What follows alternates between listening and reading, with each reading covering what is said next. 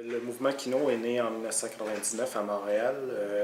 Il a été fondé par des cinéastes qui étaient désireux de présenter leurs œuvres.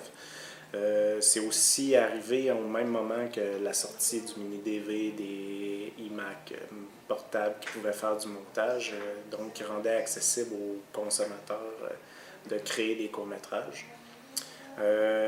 Donc Kinomada vient un peu de ce mouvement-là, mais qui était plus rapproché en fait du cabaret kino. Le cabaret qui consiste en une semaine ou une fin de semaine de créer des courts-métrages dans un workshop, dans un laboratoire, où durant cette période-là, les réalisateurs, les caméramans, les preneurs de son se réunissent pour produire des courts-métrages. Donc, Kinomada, c'est vraiment un copier-coller, on pourrait dire, du laboratoire, sauf qu'à l'exception, il est nomade. Il se déplace dans le monde. Le projet est né en 2009, en ce qui concerne le projet Kinomada. Et depuis 2009, on a fait l'événement au Pérou, à Québec, au Chili, au Mexique et à Cuba.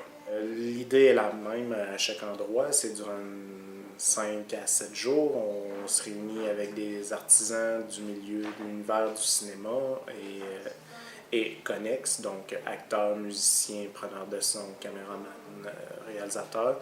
Et dans un esprit non compétitif, on produit des courts-métrages.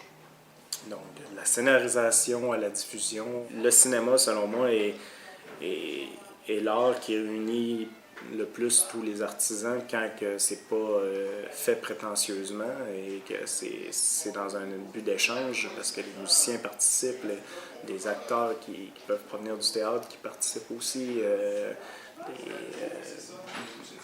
etc., etc.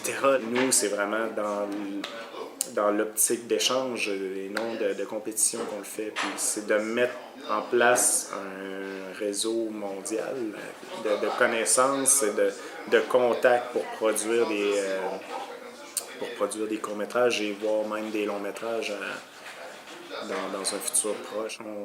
On va ailleurs dans le monde, on crée l'événement, on rencontre des artistes, des artisans qui ont leur genre, qui ont leur style. Puis ensuite, on les invite ici, puis on les invite à créer dans notre ville qui est assez photogénique en soi, selon moi, et qui les amène à créer dans un nouveau contexte, mais toujours dans le partage, toujours dans l'échange. Ben, Kinomada fonctionne, je crois que c'est le seul mouvement dans le monde qui est comme ça, qui se déplace à travers le monde et qui reçoit et en même temps qui est reçu à l'étranger, qui met en fait tous les contacts, tous les réseaux de chacun ensemble sans dire cela vient de moi, cela est de toi. C'est vraiment dire voilà ce qui est possible quand on travaille tout ensemble. Puis c'est un peu la vision, je pense, que j'ai du monde. Puis c'est pas en faisant des clôtures et des barrières et des frontières qu'on va régler tous les problèmes qu'on a sur la Terre. Puis je crois que l'art peut briser tout ça et dire, ben OK, on a fait tant de conneries depuis des siècles, est-ce que maintenant on peut regarder vers l'avant? C'est un peu idéaliste peut-être, mais si on n'est pas idéaliste, on aussi bien de mourir tout de suite, là, je pense. Là. Mais ce projet-là, selon moi, est porteur d'une nouvelle énergie puis d'un renouveau peut-être. Quand on a fondé le projet en 2009, c'était un projet qu'on se voulait une année à Québec, une année à l'extérieur. Mais on était un peu victime du succès de la chose et on était mandaté par la suite par la Ville de Québec et par les Offices Québec et Amérique pour la jeunesse pour aller réaliser durant des forums et des conférences mondiales de réaliser l'événement. Donc, ça nous a pris un peu par surprise, puis on a embarqué dans la roue, si on peut dire, mais maintenant, aujourd'hui, on distribue des compilations dans différents festivals. On est 3 à travailler dessus sur un CA, en fait, c'est un organisme à but non lucratif. Donc sur le CA, on est 3 personnes. Il y a Jean-Pierre Vézina et Julie Lambert qui sont aussi sur le CA. Et on travaille en partenariat avec au-delà de 50 privés. On a l'appui de la Ville de Québec qui est derrière nous depuis pour quelques événements, parce qu'on fait des demandes sporadiques en fait pour chacun des événements présentement. Puis qu'on essaie aussi de faire participer ces partenariats-là à l'extérieur. Et quand on fait l'événement à l'étranger, c'est un peu plus dur des fois de trouver de la location d'équipement, des salles, parce qu'il faut se trouver une salle de production, il faut se trouver une salle de diffusion. Le projecteur, on ne voyage pas avec pour le moment, donc c'est vraiment de mettre en place dans un lieu X le tout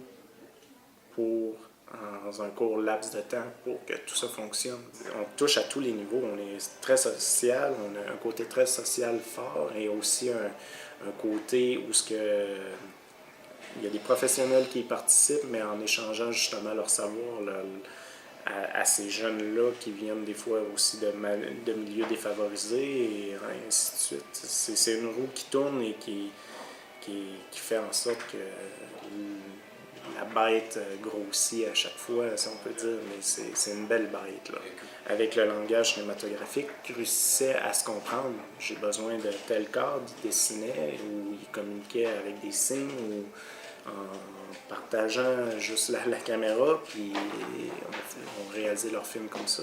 Les films sont vraiment faits dans ce contexte-là d'échange, de savoir. C'est vraiment de créer une grosse sphère, une grosse boule festive de Kinomadone. Puis c'est un peu ça aussi le point rouge, c'est ça. C'est le point record de la caméra, mais c'est aussi un point qui jumelle, qui vient en fragment, mais qui jumelle vers un tout, puis qui fait ça, c'est l'image.